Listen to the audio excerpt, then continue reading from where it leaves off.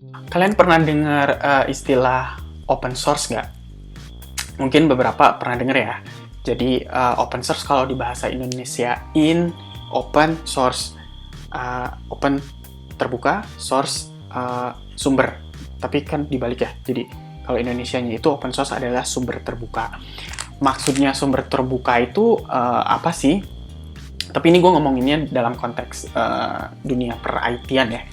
Uh, gue bisa bilang analoginya gini, uh, aplikasi Gojek deh misal, kalian kan pasti punya ya aplikasi Gojek.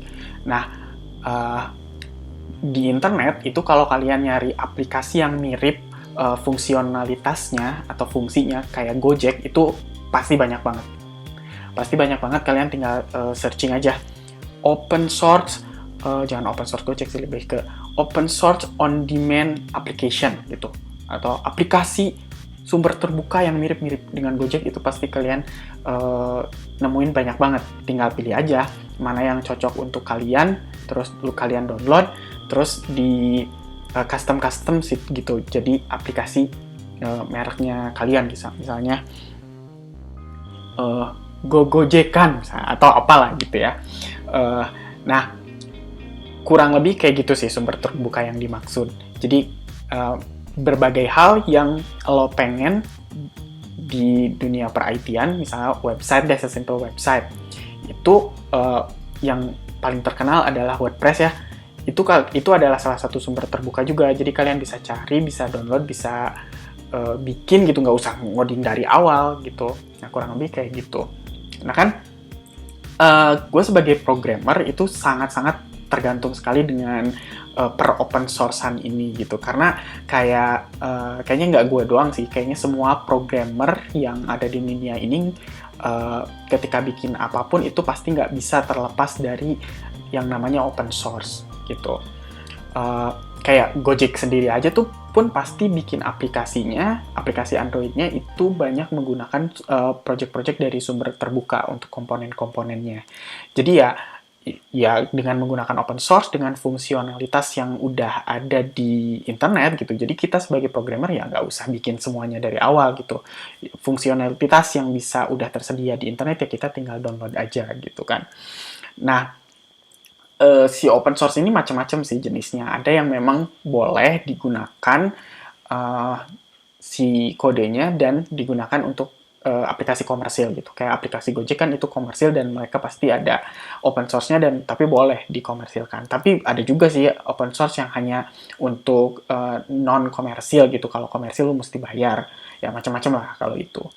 Nah, di open source per open sourcean ini menurut gue yang lebih menariknya juga adalah selain lu bisa download dan gunakan si kode yang terbuka itu, lu juga bisa ada potensi untuk bisa berkontribusi di project open source itu.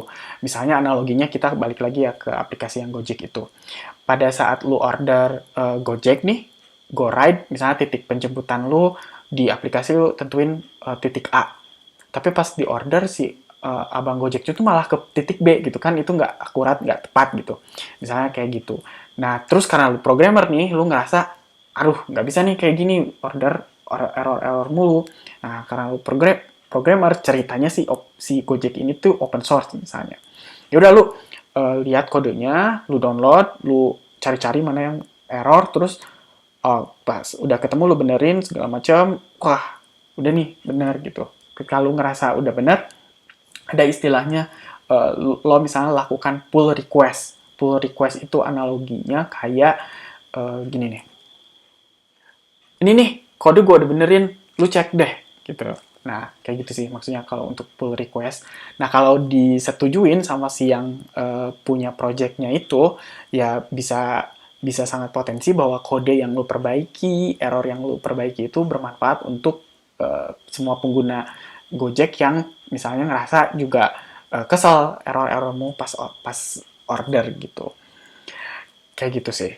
Dan industri, bukan industri ya, mungkin subkategori di dalam industri IT ini, si open source ini tuh sangat signifikan sih pengaruhnya. Karena kayak hampir semua perusahaan gede yang lu tahu, Facebook, Gojek, Traveloka, segala macam. Kalau Google jangan ditanya lagi ya. Mereka selalu punya project open source yang emang dipublikasi secara bebas gitu sih source-nya, dan boleh lu pakai, lu boleh juga berkontribusi. Kayak Android itu juga kan open source sebenarnya.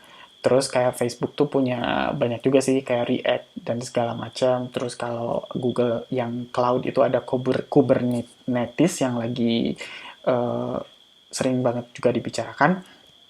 Uh, jadi si perusahaan besar tuh juga punya banyak project open source uh, yang tujuannya adalah ya mengundang partisipasi publik juga. Jadi mereka nggak mengandalkan maintainers dari si programmer yang mengerjakan open source yang mereka bayar, tapi juga ada yang sukarelawan yang memang kayak berkepentingan untuk bisa ngebikin si suatu sumber terbuka itu jadi lebih baik karena dia pakai juga gitu. Buat gue personally kayak ya sangat signifikan juga sih si open source ini, karena kayak gue pakai WordPress untuk beberapa klien yang di custom dan sebagainya.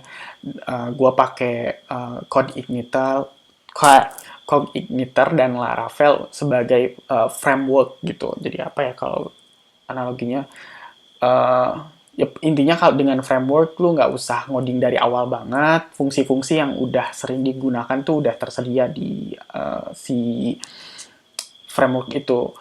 Jadi kayak gue sangat berterima kasih sekali kepada semua yang aktif di open source itu.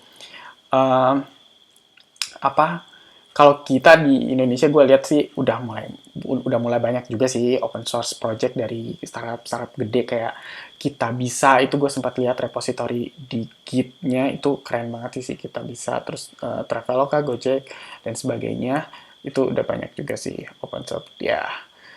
Semoga kedepannya Sawala juga bisa kayak bikin project-project open source gitu. Kalau untuk kontribusi ke existing project kayaknya susah sih ya, karena kayak skill set untuk kayak open source yang udah mendunia itu kayak udah keren banget sih kayak gitu.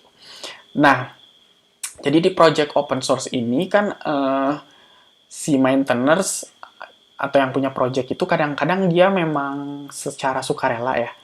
Ketika dia udah mulai gede, kadang-kadang butuh backup secara keuangan finansial. Nah, ada yang menarik lagi tuh gue lihat ada namanya Open Collective. Jadi Open Collective tuh dia konsepnya kayak uh, perantara gitu antara yang punya project open source dengan si yang mau ngasih bantuan dana terutama ya. Kalau kayak perusahaan gede itu kalau mau ngeluarin duit untuk donor itu kan kayak nggak bisa, harus administrasinya kan harus rapi. Sedangkan kalau kayak project-project open source gitu ya dia kadang-kadang personal aja gitu, nggak ada legalitasnya segala macam. Nah di Open Collective itu mereka kayak mewadahi perusahaan gede yang mau donasi ke open source project, tapi ada urusan pajaknya lah, administrasi secara legal segala macam. Jadi menurut gue ini kayak bagus banget sih si Open Collective ini untuk uh, keberlanjutan dan keberlangsungan dari si open source projects ini. Dan kalau lu lihat di sini kayak misalnya project ini misalnya ya, di sini bahkan ada kayak transparansi dari orang siapa nih yang ngasih duit ke project ini, siapa aja. Terus dari duit yang udah terkumpul itu tuh sama si project ini dipakainya untuk apa aja, untuk gaji kah, untuk misalnya jajan bakso lah, apa gitu. Di sini ada transparansinya kayak uh, public ledger, expenses, segala macam. So, jadi menurut gue kayak kalau soal keterbukaan, kolaborasi, gotong royong, gue rasa kita juga bisa sangat kayak belajar dari industri IT sih menurut gue. Gitu sobat di rumah aja. Terima kasih ya sudah mendengarkan ceramah online.